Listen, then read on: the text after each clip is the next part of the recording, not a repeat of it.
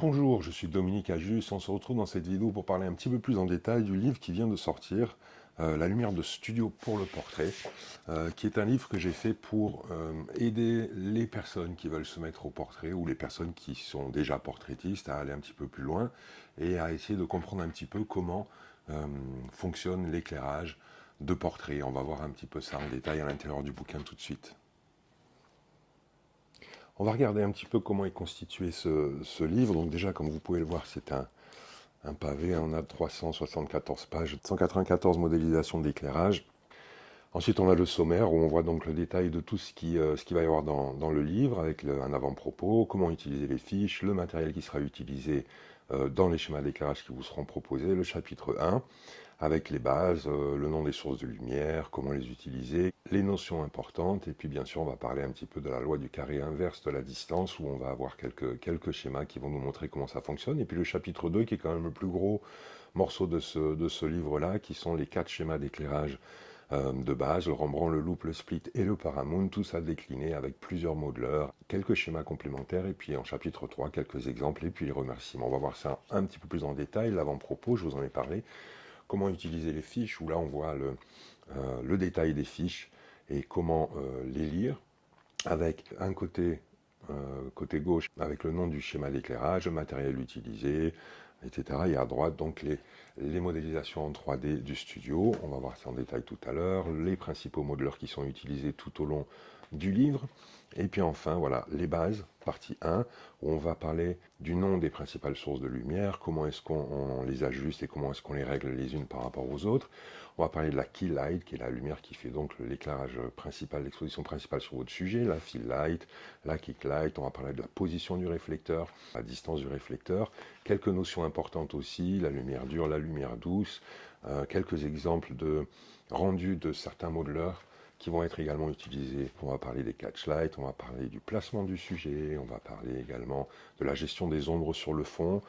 comment travailler avec le bord de la lumière, un éclairage en damier, c'est quoi, le point de vue, et puis la couleur du rebond de la lumière. Voilà, vous verrez tout ça en détail, vous verrez, c'est assez intéressant, je pense. Et puis ensuite, la loi du carré inverse de la distance, avec plusieurs exemples qui vont vous expliquer un petit peu comment ça fonctionne. Et puis le chapitre 2, donc les 4 schémas d'éclairage de base, où vous allez avoir à chaque fois, pour chaque schéma, ici par exemple le Rembrandt, où on va utiliser un bol beauté de 56 cm de diamètre pour effectuer ce Rembrandt, vous allez avoir ici un trombinoscope en début de pré-chapitre, on va dire, avec les numéros de page, les numéros des schémas, et puis à gauche, vous allez avoir également le matériel qui va être utilisé, c'est-à-dire par exemple, si je veux regarder comment on fait le 8 qui est ici, c'est-à-dire on utilise un bol beauté, on utilise donc un nid d'abeille sur le bol beauté, un bol réflecteur de 18 cm et un réflecteur argenté, c'est la page 52, donc on va se rentrer à la page 52. Voilà, vous avez le schéma à droite, le rendu à gauche, le matériel utilisé, on retrouve le matériel qu'on vient de citer, les commentaires qui vont vous dire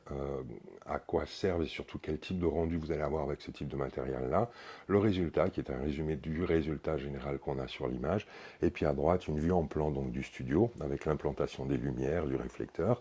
les exifs, c'est-à-dire les réglages qu'on a sur l'appareil photo, mais également la puissance des flashs, toujours dans le même ordre, avec la key light, la fill light, et puis la backlight s'il y en a une, donc la lumière principale, la lumière qui débouche et la lumière sur le fond, et puis une vue en 3D du studio pour bien comprendre l'implantation, de manière à ce que si vous voulez refaire ce schéma-là, et bien tout simplement vous allez pouvoir le faire assez facilement. Voilà, donc on a le Rembrandt, on en a parlé, avec plusieurs types de modeleurs, donc une boîte à lumière 100 par 100, etc., etc., une boîte à lumière, une octo de 90. Et donc on décline le Rembrandt avec tous ces modeleurs différents, jusqu'au parapluie translucide, qui est le dernier qu'on a pour la totalité des schémas qui sont présentés. Et ensuite, donc, on va arriver au loop, qui est un deuxième type d'éclairage assez commun en portrait, avec également le trombinoscope, etc., etc. Et vous avez donc une grosse partie du livre qui va s'occuper de vous parler de ces 4 schémas d'éclairage avec tous les exemples détaillés sous forme de fiches. Et puis on va avancer un petit peu et on arrive vers la fin maintenant du livre. On a la partie 2, des schémas complémentaires, où on parlait un petit peu du high key et également du low key. Et enfin le chapitre 3 qui va être une succession d'exemples où on a donc une photo qui a été prise, que j'ai prise en studio, la photo rendue par le programme de 3D, et puis toujours pareil, le plan, et la vision 3D avec le matériel, les commentaires et les exifs. Tout ça pour quelques exemples, juste pour vous montrer que, voilà, en utilisant les consignes qui sont présentées dans les fiches précédentes, on arrive, en les détournant un petit peu, ou en se les appropriant, ou en les répliquant tout simplement, à faire des choses assez intéressantes. Et puis une page de remerciements. Ben voilà, vous savez tout, il sera disponible au grand public en septembre 2023. Ne vous inquiétez pas, je ferai une annonce un petit peu sur tous les réseaux sociaux pour vous dire qu'il sera disponible. Voilà, j'espère que c'est un ouvrage qui vous aidera dans votre progression photographique et j'attends donc vos retours avec impatience. Je vous remercie beaucoup. Au revoir.